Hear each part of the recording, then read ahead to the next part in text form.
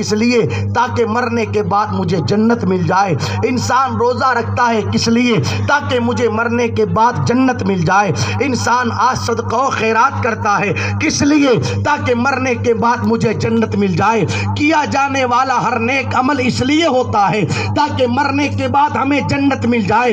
دنیا کے اندر بسنے والا ہر ایک انسان نیکیاں کرتا ہے تاکہ مجھے جنت مل جائے، مگر ماں کی عظمتیں دیکھ۔ میرے نبی نے ارشاد فرمایا الجنت تحت اقدام الامہات، نادان جنت تو تیری ماں کے قدم کے نیچے ہے۔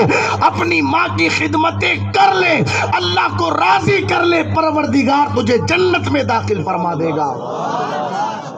یہ عظمتیں میرے آقا علیہ الصلوۃ والسلام نے ماں باپ کی بیان فرمائی ہے، مگر آج لوگوں کو احساس ہی نہیں کہ ماں کسے کہتے ہیں۔ معاف کیجئے گا حضرت، حالت یہ ہے ماں باپ ڈرتے ہیں اولاد سے، ڈرتے ہیں کہ بیٹا غصے والا ہے، اگر کچھ کہیں گے تو چڑھ جائے گا ہمارے اوپر، بیٹا غصے والا ہے، اگر کوئی بات بیٹے کے سامنے رکھیں گے تو اونچی آواز نکالے گا۔ معاذ اللہ، صدبار معاذ اللہ، ڈرنا اولاد کو چاہیے تھا مگر ماں باپ ڈر رہے۔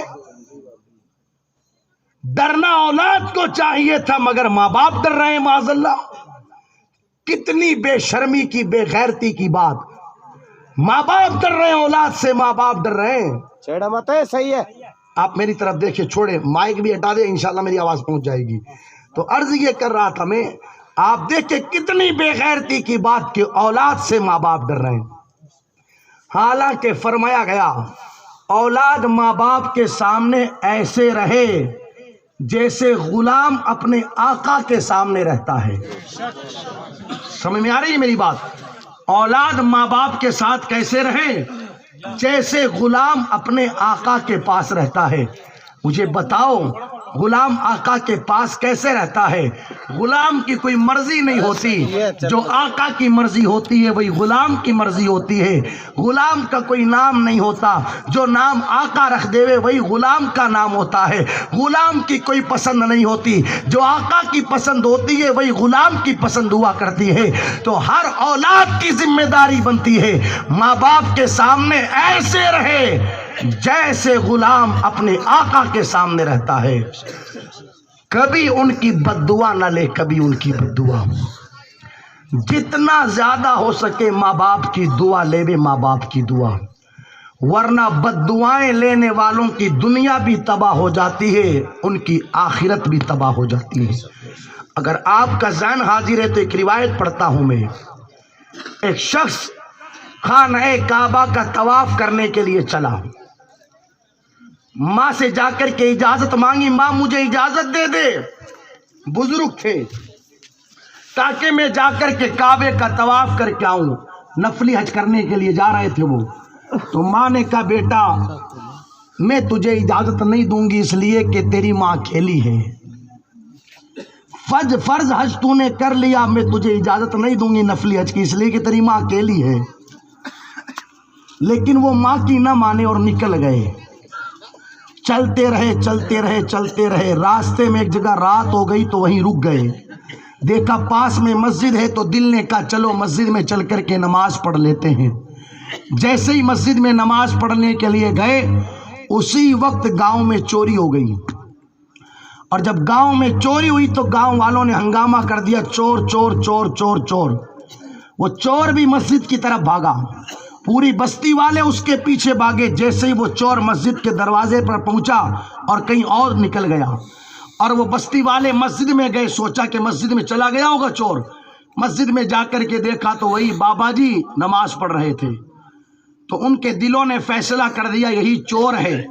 تو چوری کرنے کے بعد نماز پڑھنے کے لیے آ کر کے کھڑا ہو گیا، اسے پکڑا اور پکڑ کر کے قاضی کے پاس لے کر کے گئے۔ فیصلہ سنایا گیا، اس کے ہاتھ بھی کاٹو، اس کے پاؤں بھی کاٹو، اس کی آنکھیں بھی نکالو۔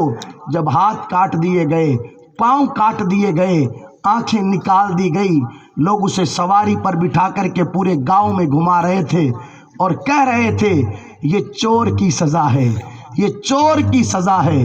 یہ چور کی سزا ہے، مگر وہ بزرگ کہتے لوگوں یہ چور کی نہیں، یہ ماں کی نافرمانی کرنے والے کی سزا ہے، ماں کی نافرمانی کرنے والے کی سزا ہے، ماں کی نافرمانی کرنے والے کی سزا ہے۔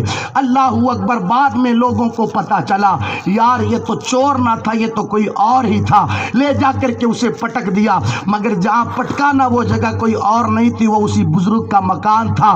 اب ماں بیچاری پریشان، بے چین و بے قرار کہ میرا بیٹا کس حال میں ہوگا، اس لیے کہ میرا دل توڑ کر کے گیا ہے، ماں سی بددعا لے کر کے گیا ہے۔ اتنے میں ماں نے دیکھا کہ دروازے کے باہر ایک فقیر پڑا ہے اور وہ کہتا ہے کہ مسافر کو کھانے کے لیے روٹی دی جائے، تو اس عورت نے اندر ہی سے اپنا ہاتھ روٹی کے لیے بڑھایا اور کہا روٹی لے لے، تو وہ کہنے لگا کیسے لے لوں، میرے ہاتھ ہی نہیں۔ وہ عورت کہنے لگی پاؤں پر چل کر کے آ جا، کہنے لگا کیسے چل کر کے آؤں، میرے تو پاؤں ہی نہیں۔ اب وہ خاتون کہنے لگی میں پردے میں رہنے والی تیرے سامنے کیسے آؤں روٹی دینے کے لیے، تو اس نے کہا مائی روٹی دینے آ جا، اس لیے کہ میں تو آنکھ سے بھی اندھا ہوں۔ جب وہ خاتون روٹی دینے کے لیے اس بابا کے پاس پہنچی تو کیا دیکھا، یہ کوئی بابا نہیں، یہ تو میرا وہی بیٹا ہے۔ ماں نے جب یہ منظر دیکھا تو تڑپ اٹھی، ماں کی ممتا جاگ گئی اور ماں نے بیٹے کو سینے سے لگایا اور اللہ کی بارگاہ میں رو کر کے دعا کرنے لگی پروردگار عالم اب معاشرے والے مجھے تانا دیں گے اور مجھ سے یہ رسوائی برداشت نہیں ہوگی، اسی وقت میری اور میرے بیٹے کی جان لے لی جائے۔ قدرت کی طرف سے بیٹے اور ماں کی جان لے لی گئی۔ لیکن اس روایت کو سنا کر کے میں بتانا یہ چاہتا ہوں، آپ ایمانداری سے مجھے بتائیں وہ بزرگ ماں کی اجازت کے بغیر جا کہاں رہے تھے؟ کیا کرکٹ کھیلنے جا رہے تھے؟ سب کا جواب ہوگا نہیں۔ مجھے بتاؤ کیا وہ دوستوں کے ساتھ پکنک پر جا رہے تھے؟ سب کا جواب ہوگا نہیں۔ مجھے بتاؤ تو صحیح وہ بزرگ جا کہاں رہے تھے؟ تو سب یہی کہیں گے کہ وہ کعبے کا طواف کرنے جا رہے تھے۔ یار ماں کی اجازت کے بغیر اگر کعبے کا طواف کرنے والا کعبے کا طواف کرنے کے لیے بندہ جاتا ہے تو حال یہ ہوتا ہے، تو جو لوگ چھوٹی چھوٹی چیزوں میں ماں باپ کا دل دکھا دیتے ان کا حال کیا ہوگا؟ اللہ اکبر۔ اس لیے ہماری ذمہ داری بنتی ہے، ہماری ذمہ داری اپنے ماں باپ کی خدمت کرے۔ کیا کرے؟ بے شک بے شک۔ کبھی ان کی بد دعا نہ لے، کبھی ان کی بد دعا۔ آج ہمارے علاقے میں جب بھی کوئی عالم صاحب آتے ہیں، پیر صاحب آتے ہیں، تو سارے لوگ آتے ہیں نا ملنے کے لیے، حضرت دعا کرنا، حضرت دعا کرنا، حضرت دعا کرنا، بڑی اچھی بات ہے۔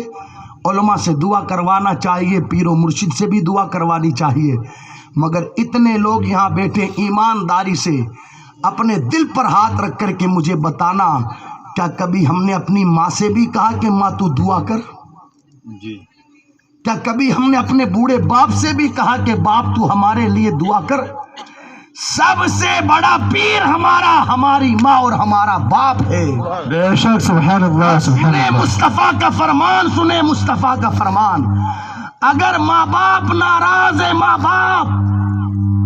باپ ناراض ہے، ماں باپ، تو بندے کی نہ کوئی فرض عبادت قبول ہوگی نہ اس کی کوئی نفل قبول ہوگی۔ اللہ اکبر۔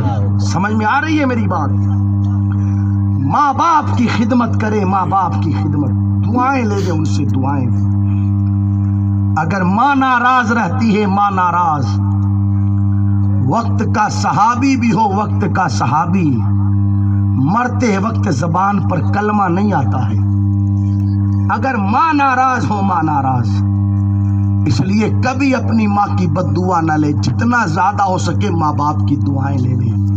اور میں تو کہتا ہوں یارو جب شام کو آئیں نا ہم کما کر کے، مارکیٹ جا کر کے، کام دھندے سے فری ہو کر کے جب شام کو آئیں نا تو ہماری ذمہ داری بنتی ہے کہ 2 گھنٹہ 1.5 گھنٹہ 1 گھنٹہ اپنے ماں باپ کے پاس بیٹھیں۔ بے شک۔ کس کے پاس بیٹھیں؟ ماں باپ کے پاس۔ ٹائم دیا کرے، اپنے ماں باپ کو ٹائم دیا کرے۔ انتظار کرتے ہیں ماں باپ کے بیٹا آئے گا تو بیٹا ہمارے پاس بیٹھ کر کے محبت بھری باتیں کرے گا۔